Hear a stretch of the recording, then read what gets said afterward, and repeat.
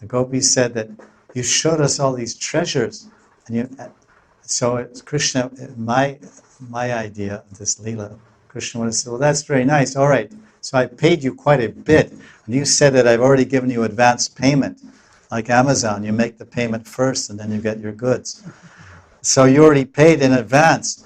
You're saying that I paid you so much from the beginning, first time you ever saw us, and I glanced at you, and so many gems. But then you're saying Dehi Dasyam. So how will you serve me? I have so many servants, Raktak and Patrak and Payoda, and so many servants in my house, hundreds of them. So where is there any space or need for another servant? Even though you're paid, you've been paid and you've already been paid so much, and I don't know if there's any service for you."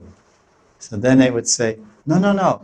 When you put on your golden turban, because not only do you get dressed in Nandagram by your sakas and your servants over there, but also you get dressed in the kunjas and your kunja palaces.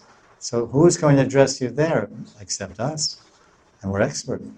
So then they're saying, we will tuck your hair under. And then they're saying more.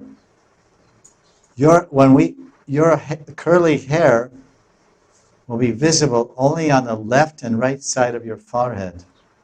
They will not cover your face. Then, when you place a jewel on your turban, your maidservant will see that the locks of hair pushed to the left and right side are pushed to the left and right side. Whenever you are massaged with oil or engaging in intimate pastimes, we will see your face completely covered by your hair. Thus we, your maidservants, will relish abundant sweetness with our eyes.